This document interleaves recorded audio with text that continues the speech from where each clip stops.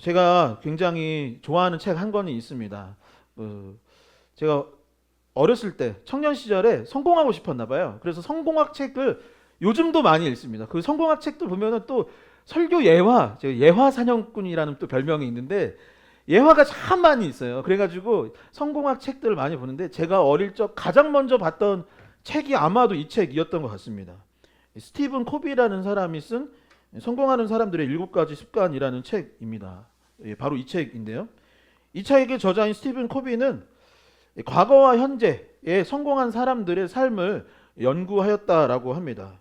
그리고 그들이 왜 성공했는지를 정리했고 총 7가지의 습관을 정리한 것이 이 책인데 나중에 이제 확장판이 나와가지고 8가지 습관이라고 또 한 개 더 나온 책이 있었습니다. 근데 이제 가장 많이 읽혔던 책은 이제 원래 나왔던 7가지 습관입니다. 이 책은 성공하기 위해서 무엇이 필요하느냐 한번 보면은 첫 번째는 주도적이 되어야 합니다. 두 번째는 끝을 생각하고 시작하라. 그러니까 최종 목적지가 분명해야 하는 것이죠. 내가 무엇을 할 건지 뭐 나의 사업장에 어떤 것을 꿈꾸는지 목적지가 있어야 목표가 있어야 되고 그래서 그것을 향해 나아가는 것이 필요하더라라는 것이죠. 세 번째는 소중한 것을 먼저 하라입니다. 대부분의 사람들이 급한 것부터 한대요. 근데 여러분 소중한 건 뭘까요? 건강이 소중합니까? 안 소중합니까? 소중합니다. 소중하잖아요. 근데 건강 관리는 계속 나중으로 미루는 거예요. 햇빛도 쐬야 되고 운동도 해야 되는데 그건 나중에 해야지. 나중에 해야지. 그러니까 어떻게 됩니까? 건강을 잃게 되니까 소중한 것부터 해라라는 것이죠. 네 번째는 승승전략. 승승을 생각하라는 건데 나만 이기는 건 좋은 게 아니라는 거예요. 나도 이기고 상대방도 잘 되고 나도 잘 우리 회사도 잘 되고 상대방 기업도 잘 될 수 있도록 승승 전략을 가지는 것이고 지금 몇 번까지 했나요? 5번. 먼저 이해하고 다음에 이해시켜라. 그러니까 내가 이해한 것을 상대방이 이해할 수 있도록. 그래서 경청해야 한다라고 되어 있어요. 여섯 번째는 서로의 차이점을 결합하여서 시너지를 내는 것. 여섯 번째죠. 일곱 번째는 계속해서 자신을 쇄신하라라는 것입니다. 그런데 이 모든 것을 하기 위해서 가장 중요한 것이 있다고 그래요. 그것은 무엇이냐면 우선 내가 누구인지를 알아야 한다라는 것입니다. 내가 누구인지를 알아야 최종 목적지를 알아야죠. 내가 누구인지를 알아야 이기는 게 내가 잘 되는 법이 무엇인지를 깨달아 알 수 있다라고 책은 말을 합니다. 그리고 그 다음에 내가 누구인지를 알면은 계획표를 써라라고 되어 있어요. 중장기 계획서를 적고 매일 아침 일어나면 그 중장기 계획을 이루기 위해서 오늘 무엇을 해야 할지를 계획서를 쓰고 시간 관리를 하라. 너무 어렵죠? 이거 좀 답답한 일인데 많은 사람들이 이렇게 살고 있다고 합니다. 그렇지 않으면 목적지, 방향을 가지 못하고 흘러가는 대로 살게 되더라라는 것이죠. 여러분 2025년을 이제 마무리하는 시점입니다. 이 시점에 스스로에게 한번 질문할 수 있었으면 좋겠어요. 나는 누군가? 나는 무엇 하는 사람인가? 나의 정체성은 누구인가? 그리고 한번 시간을 내어서 올해는 이제 끝나가지만 2026년에는 내가 무엇을 하며 우리의 삶 가운데 우리의 가정 가운데 어떤 것이 목표였으면 하는지를 정리해보고 그것들을 한번 계획해볼 수 있는 시간이 되었으면 참 좋겠습니다. 한번 그런 시간을 연말에 가져보시기 바랍니다. 오늘 말씀은 이 마태복음에 기록된 예수님의 탄생과 관련된 내용을 기록하고 있습니다. 마태복음은 크게 두 부분으로 나눌 수 있는데 1절부터 17절까지는 예수님의 족보에 관한 내용이 담겨 있어요. 그러니까 예수님의 조상은 누구이고 누구가 누굴 낳고 누가 누굴 낳고 하는 내용 있잖아요. 그게 1절부터 17절이고 18절부터 25절까지는 예수님께서 태어나시기 직전에 있었던 일들, 특별히 예수님의 육신의 어머니인 마리아와 결혼을 앞뒀던 요셉을 중심으로 기록된 내용이 마태복음인 거예요. 근데 보통 어렸을 때 보면 성극이나 내용들을 보면은 누가복음이 특히 그래요. 마리아 중심으로 내용이 있는 거예요. 마리아가 잉태하고 막 우리 애기 막 이러는데 마태복음은 누가복음과 달리 성극과 달리 누구 중심으로 내용이 쓰여 있냐면 그의 육신의 아버지라 할 수 있었던 요셉을 중심으로 이야기가 펼쳐지고 있는 것입니다. 여러분 이제 성탄절이 곧 코앞에 있는데 예수님은 어떻게 탄생하셨을까요? 예수님의 탄생을 위해 쓰임받은 요셉은 어떤 결정과 일들을 했겠습니까?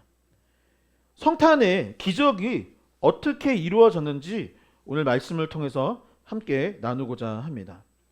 첫 번째, 오늘 말씀은 예수님의 출생 과정에서 요셉의 계획은 깨지고 하나님의 계획, 하나님의 뜻이 이루어졌다라고 기록하고 있습니다. 한번 같이 읽어볼까요? 요셉의 계획은 깨지고 하나님의 계획이 시작되었습니다. 여러분, 요셉의 인생 계획, 요셉의 플랜이 있었던 거예요. 구상했던 것이 있었던 것입니다. 그런데 나의 계획보다 더 중요한 것이 나타났어요. 그것이 누구의 계획? 하나님의 계획이었던 것입니다.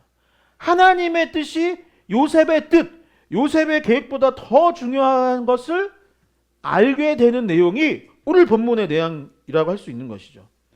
마태복음 1장 18절에서 20절의 말씀을 함께 한 목소리로 읽어보도록 하겠습니다. 함께 읽겠습니다. 예수 그리스도의 나심은 이러하니라. 그의 어머니 마리아가 요셉과 약혼하고 동거하기 전에 성령으로 잉태된 것이 나타났더니 그의 남편 요셉은 의로운 사람이라 그를 드러내지 아니하고 가만히 끊고자 하여 이 일을 생각할 때에 주의 사자가 현몽하여 이르되 다윗의 자손 요셉아 내 아내 마리아 데려오기를 무서워하지 말라. 그에게 잉태된 자는 성령으로 된 것이라. 아멘. 이 성경에 기록된 그 인물들 중에 요셉이라는 이름이 참 많이 있습니다. 잘 찾아보면 10명 이상 나와요. 그런데 우리가 대표적으로 요셉이라 하면은 누가 떠오르나요? 그죠. 방금 누구 꿈꾸는 자라고 하였던 요셉. 구약 성경에 보면 창세기에 야곱의 아들, 11번째 아들이었고 애굽의 총리가 되었던 꿈꾸는 사람 요셉이 그 대표적인 인물이고, 신약 성경에서 가장 유명한 요셉은 누구냐? 저 어릴 때 막 교회 학교 다닐 때는 같은 사람인가? 저 앞에 있다가 여기서 어떻게 또 나타났지? 할 수 있는데 그 사람과 이 사람은 이름만 같을 뿐 다른 사람입니다. 신약에서 나오는 유명한 요셉은 바로 마리아와 결혼을 앞두고 있었던 요셉, 바로 오늘 본문에 등장하는 사람인 것이죠. 이 요셉은 어떤 사람이냐? 예수 그리스도의 육신의 아버지의 역할을 했던 사람이고 오늘 말씀의 이제 핵심이 되는 사람입니다. 그는 국가로 봤을 때는 이스라엘 사람이고 유다 지파의 사람이고 다윗의 후손이었더라라고 되어 있습니다. 당시 이스라엘은 어떤 나라냐? 로마의 통치를 받고 있었던 거예요. 우리나라가 일제시대를 겪었던 것처럼 나라를 잃고 이스라엘 민족이라고는 하지만 실질적인 이스라엘을 통치하는 국가는 로마였던 것입니다. 그리고 이 이스라엘이 멸망했기 때문에 이 다윗은 다윗의 후손, 즉 왕족이라고 할 수는 있지만 몰락한 왕조의 후손이었던 것입니다. 더불어 그의 직업은 목수였는데 당시에 이 목수라는 직업은 그리 좋은 직업도 아니었고 또 예수님을 나사렛이라는 동네에서 키웠던 것을 보았을 때 나사렛에 선한 것이 날 수 없다 이런 얘기가 있잖아요. 나사렛이 어떤 동네냐? 가장 가난한 사람들이 살고 있는 지역이 나사렛이었기 때문에 요셉은 어떤 사람이냐? 정리하자면 이런 사람인 거예요. 몰락한 왕조의 사람이고 나라를 잃은 로마 통치를 받고 있는 민족의 사람이고 직업은 당시에는 별 볼 일 없었던 목수였던 것이고 그가 자식을 키웠는데 키울 수 있었던 동네는 가장 가난했던 나사렛이었던 것이죠. 경제적으로나 사회적으로 형편없는 위치에 있던 사람이 바로 요셉이었던 것입니다. 그런 그에게 결혼을 약속한 정혼한 여인이 있었다라고 되어 있습니다.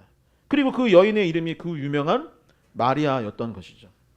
당시 청혼이 아니에요. 정혼입니다. 약혼이 아니라 정혼이라는 표현을 하고 있는데 현대의 약혼 이상의 의미를 갖고 있었다고 해요.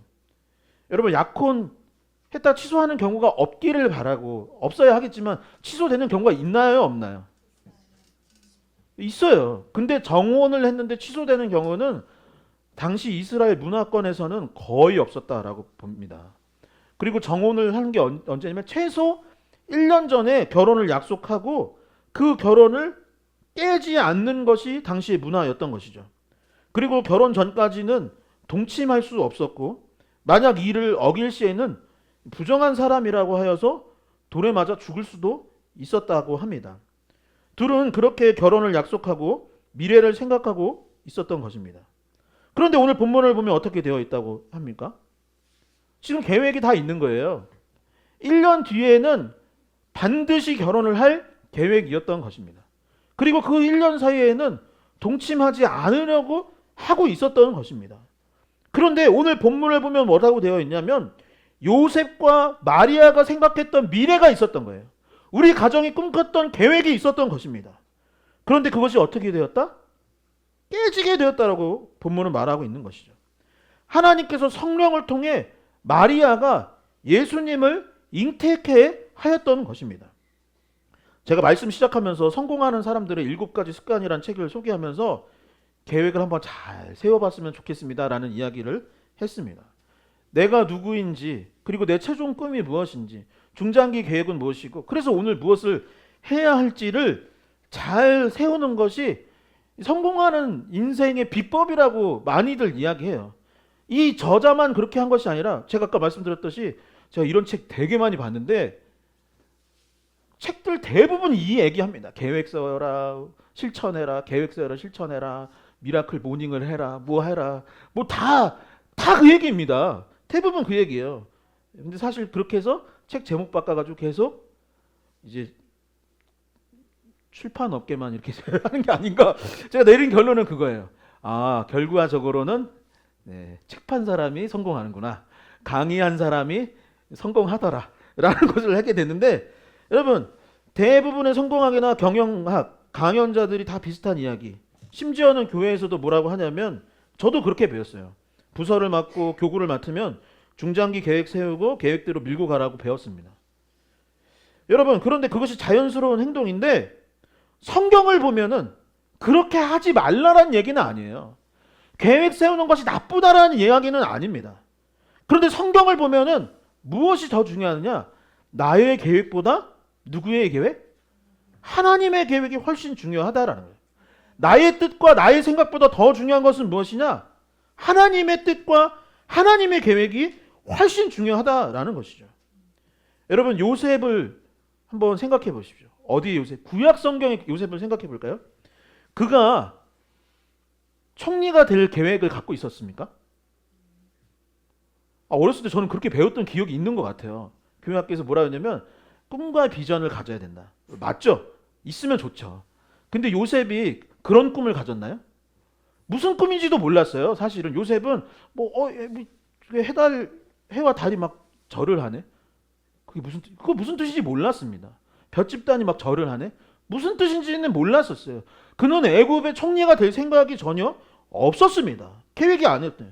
그러나 하나님의 계획이 이루어져서 애굽의 총리가 되었던 것이고 하나님의 계획이 있어서 그의 가족들을 구원할 수 있었던 것입니다.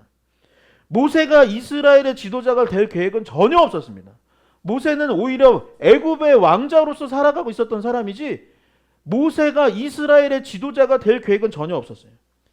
모세의 후계자였던 여호수아가 계획했다는 내용이 성경에는 없습니다. 바울의 원래 계획은 무엇이냐? 그리스도인들을 잡아다가 처형하고 공격하였던 것이 그의 계획이었던 거예요. 그런데 그 계획이 어긋났던 것이죠. 하나님의 계획은 무엇이었느냐? 그가 그리스도인들을 죽이려고 마음을 먹었지만 오히려 사람을 살리고 오히려 교회를 무너뜨리려고 했지만 교회를 세우게 하는 것이 하나님의 계획이었던 것입니다. 그리고 그 변화로 인하여서 그의 삶이 바뀌었던 것이죠. 여러분 함께 고백해 보기 원합니다. 나의 계획보다 하나님의 계획. 다시 나의 계획보다 하나님의 계획. 꼭 이렇게 말하면 이렇게 생각하는 분들이 그러면 계획이 없어도 되겠구나. 그냥 되는 대로 가야지 라고 생각을 할 수 있는데 그런 말 하는 것은 아니죠. 계획이 없어도 된다라는 것이 아니라 내 계획이 있다 할지라도 성경을 읽고 예배를 드리고 기도하는 가운데 더 큰 하나님의 뜻이 무엇인지 깨닫게 된다면 그 뜻을 이루기 위해서 순종하고 그 뜻을 깨닫기 위해서 더욱더 노력할 수 있는 그러한 리얼러브 교회 공동체, 성도님과 제가 될 수 있기를 주님의 이름으로 간절히 축원드립니다. 두 번째, 요셉은 하나님의 뜻을 경청했음을 발견할 수 있습니다. 하나님의 말씀, 하나님의 뜻, 하나님의 계획에 귀를 기울이고 경청하는 자세, 그런 태도를 지녔다라고 본문은 말하고 있는 것이죠. 저는 이 목회를 시작하기 전에 제 모교회가 어디였냐면, 다들 많이 아시지만 저는 주한장로교회라는 이제 주안동에 있는 교회에 출석했습니다. 20살 되고서 신학교 갔어요. 제가 빠른이라서 19살에 대학을 갔으니까 19살이었죠. 신학교에 입학한 후에 제 기억에 예배를 빠졌던 날이 금요 기도회랑 주일 예배를 빠졌던 것이 제대하고 토요 예배도 있었는데 토요 예배 한 번 빠졌나. 그러니까 그 후로 주일 예배 금요 기도회를 단 한 번도 안 빠졌어요. 한 번 빠지고. 한 번 빠졌던 기회. 그리고 예배 갈 때마다 무엇을 했을까요? 예배 설교를 항상 받아 적었습니다. 항상. 새벽 예배도 그 교회에 신년이 되면 1월 1일부터 40일 특세가 있었어요. 40일 특세 빠졌을까요? 안 빠졌을까요? 안 빠졌어요. 그 40일 특세하면 숟가락 젓가락 기념으로 주셨는데 그 숟가락 젓가락 저희 집에 있는데 그게 누가 타온 거냐? 제가 타온 숟가락 젓가락입니다. 40일 동안 교회에서 먹고 자고 그 설교 말씀을 하시는 거를 다 적었습니다. 지금은 원로 목사님이신 당시 위임 목사님이셨던 나겸일 목사님의 설교를 다 받아 적었고 그 설교 원고들을 다 집에 보관하고 있었어요. 근데 이제 결혼을 하고 전도사 되면 이제 부모님 집은 이렇게 넓었었어요. 근데 제가 장가 가니까 집이 어떻게 됐냐면 막 점점 줄어드는, 작아지잖아요. 그래서 결국에는 이제 폐품으로 이제 정리를 할 수밖에 없어요. 제가 샀던 책, 뭐 신학 서적들 많이 이제 버리고 지금도 이제 거의 다 정리가 되어 있지만 다 갖고 있었습니다. 제가 부목사 마지막 생활을 했던 성안교회에서도 이제 성안교회 김철현 목사님이 은퇴하실 때에 덕우야, 내가 너한테만 줄 것이 있다 라고 하면서 준 게 있어요. 뭐였냐면 지난 평생 쓰셨던 설교 원고를 저에게 물려 주셨습니다. 근데 사실 저는 그거 다 갖고 있었어요. 목사님 감사합니다 라고 했는데 이제 6년치, 적어도 함께 했던 6년치 설교는 제가 다 적어서 저장해둔 상태였던 것입니다. 그래서 여러분, 제가 그렇게 잘 듣고 적어서 명설교가 됐을까요? 명설교자가 됐습니까? 네라고 하는 분 아무도 없는 거 보니까 명설교자는 아니죠. 그래서 설교를 잘 하느냐? 잘 못합니다. 그러니까 제가 봤을 때 제가 이제 개척을 했는데 김열 목사님 맨날 이런 얘기 하지 말라고, 특히 설교 시간 얘기하지 말라고, 내 얘기하지 말라고 하는데 제가 막 성도님들은 조금 섭섭했어요. 왜냐하면 새 가족이 오면 제가 면담을 하잖아요. 그러면 오늘 설교 너무 좋았어요 하시는 분 한 명도 없어요. 다 보면 야, 리얼러브 교회는 찬양이 너무 좋아요. 찬양이 너무 좋아요. 다 그런 얘기를 하는 거예요. 그래서 네 했는데, 그래서 제가 열심히 받아 적고 듣고 막 녹음해서 듣고 해서 명설교자가 됐느냐? 그거는 아닙니다. 그러나 그때 그래도 그렇게 적었기 때문에, 그래도 그렇게 계속 열심히 들었기 때문에 그래도 이 정도 하는 게 아닐까, 그래도 그것이 밑거름이 되지 않았을까 스스로 생각을 해보았습니다. 로마서 10장 17절의 말씀을 함께 봉독해 봤으면 좋겠습니다. 함께 읽겠습니다. 그러므로 믿음은 들음에서 나며 들음은 그리스도의 말씀으로 말미암느니라. 아멘. 신앙생활을 하는 데 있어서 듣는 것, 말씀을 경청하는 것은 너무나 중요합니다.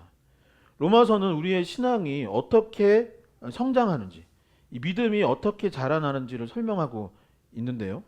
어떻게 되어 있습니까? 믿음은 들음에서 나는 것입니다. 들음은 그리스도의 말씀으로 말미암느니라 라고 되어 있어요.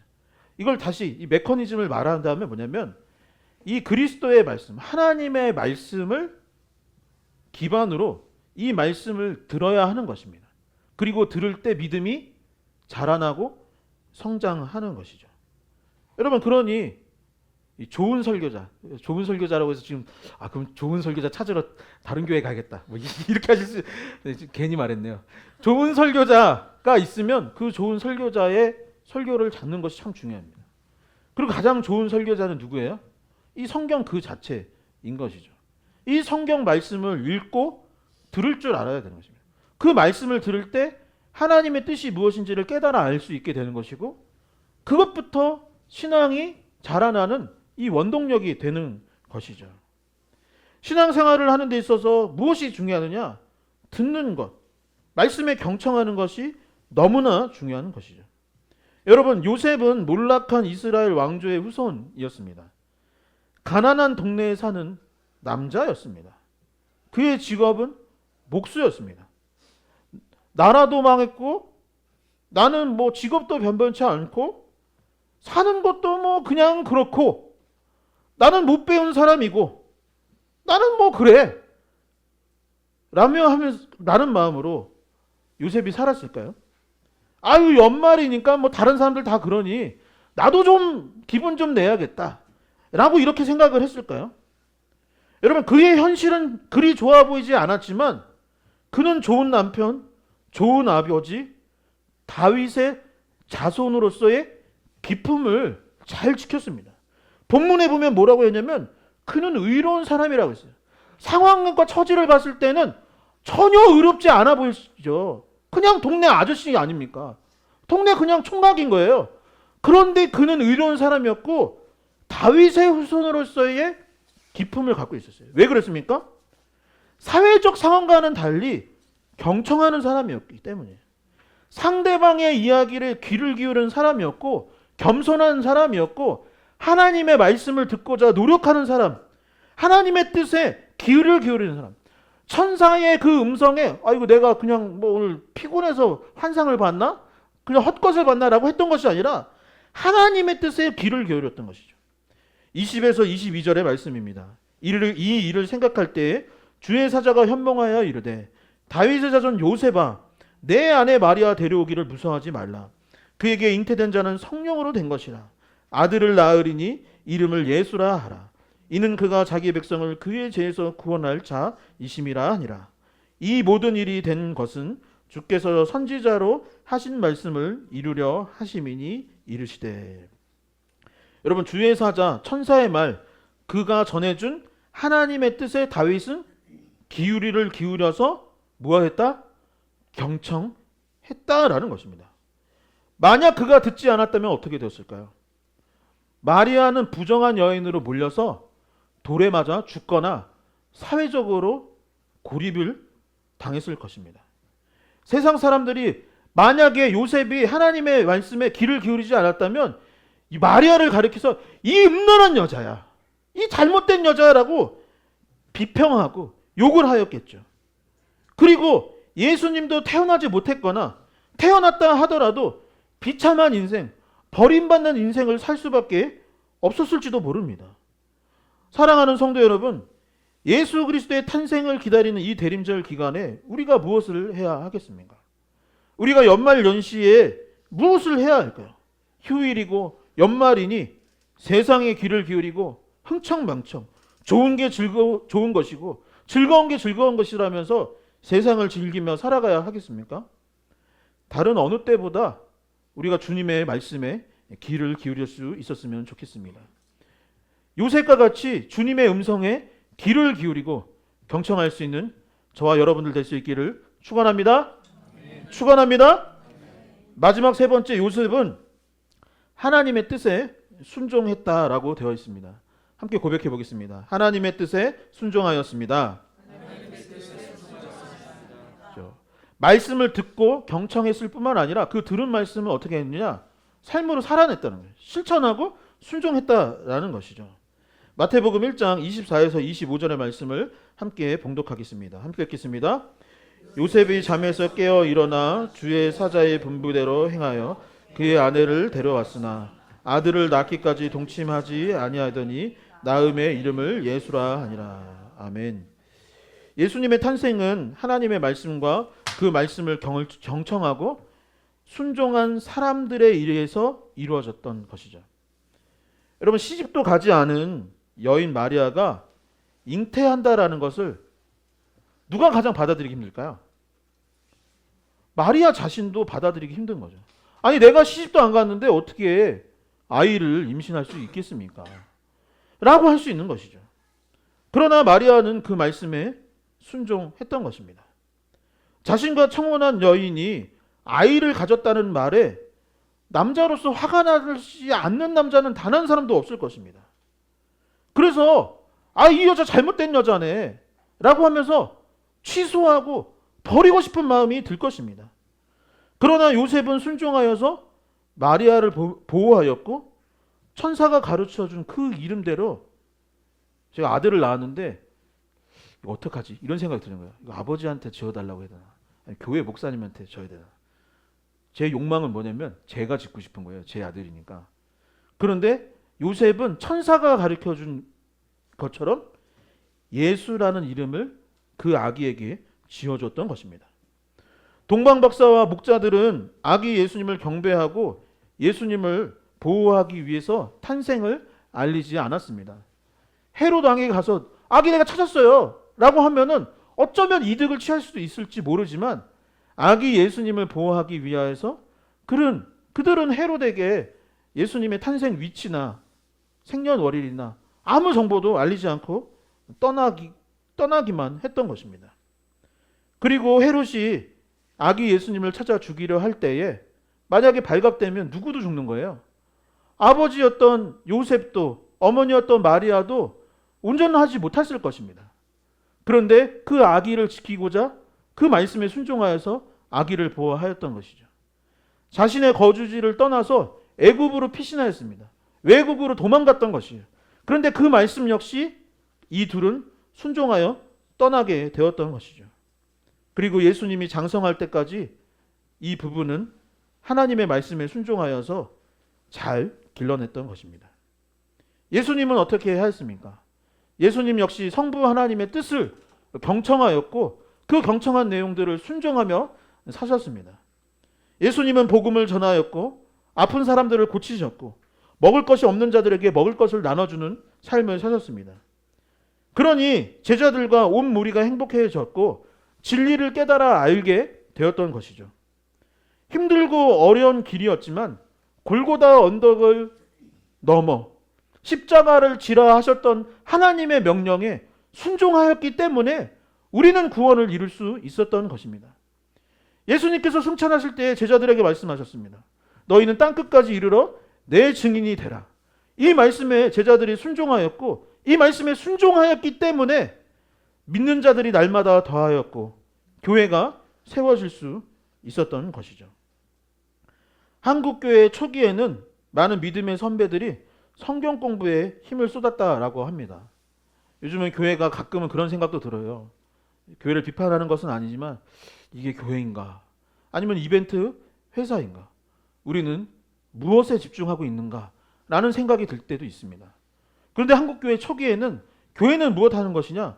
성경 읽고 성경 공부하는 것이었고 그리고 그 말씀에 순종하며 살아갔더니 많은 사람들의 존경을 받는 곳이 교회가 될 수 있었던 것이죠. 가정과 개인의 삶도 마찬가지입니다.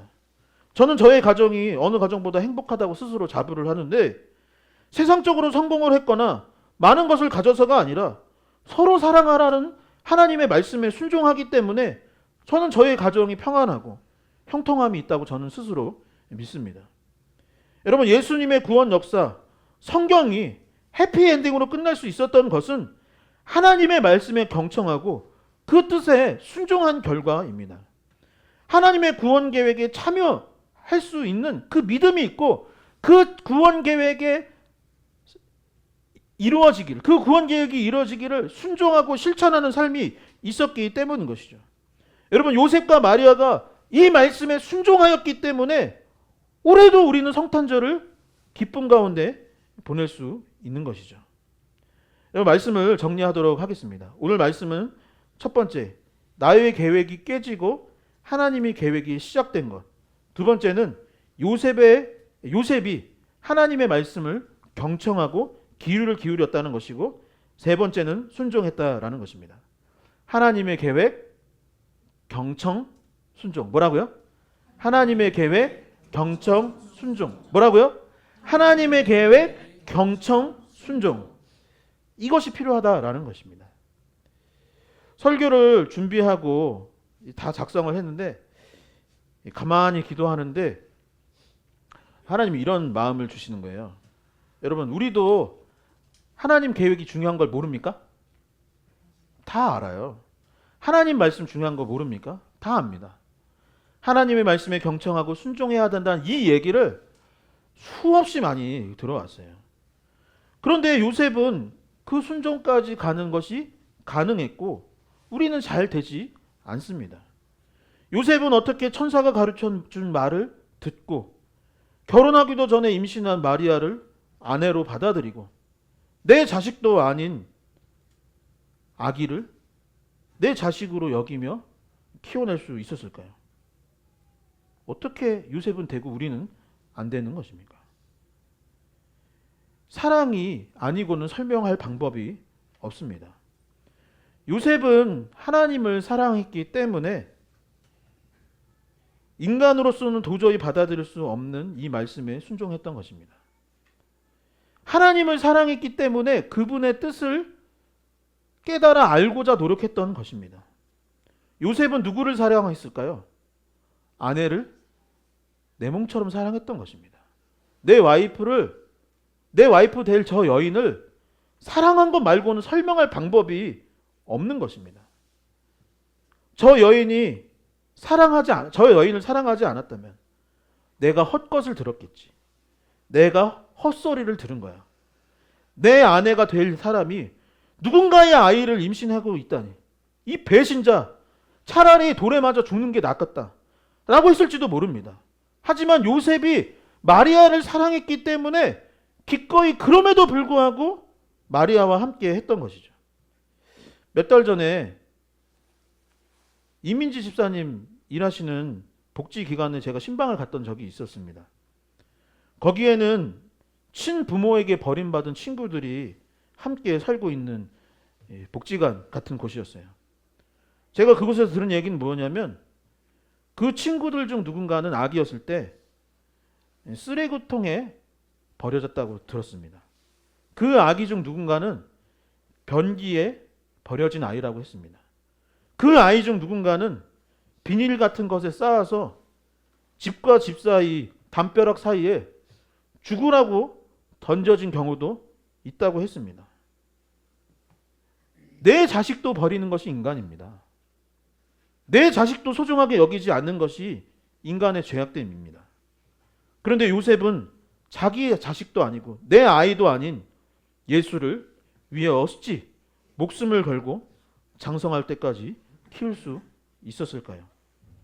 요셉의 마음에 저 말구에 누워있는 저 불쌍한 아기를 향한 궁휼함과 사랑이 있었기 때문일 수밖에 없는 것이죠. 하나님을 사랑하면 내 계획보다 하나님의 계획이 더 중요해집니다. 사랑하면 마리아도 내 아내요. 저 누구 자식인지도 모르는 저 아이도 내 친아들이 되는 것입니다. 말구유에 태어난 저 불쌍한 아기를 내 자식으로 받아들일 수 있는 것이죠. 결국 무엇입니까? 사랑입니다. 결국 무엇입니까? 참사랑인 것입니다. 참된 사랑으로 주님은 이 땅에 오셨고 그렇게 사랑받으며 태어난 아기 예수는 우리를 위해 사랑하기 때문에 죽으신 것이죠. 성탄절을 고대하면 하나님의 계획, 경청, 순종을 하시기 바랍니다. 그리고 그렇게 하기 위해서는 우리에게 필요한 것은 무엇입니까? 하나님을 사랑하고 이웃을 사랑하는 그 마음. 그런 마음을 갖고 성탄절을 맞이할 수 있기를, 그런 마음을 갖고 이 한 주를 살아낼 수 있는 저와 여러분들 될 수 있기를 주님의 이름으로 간절히 축원드립니다.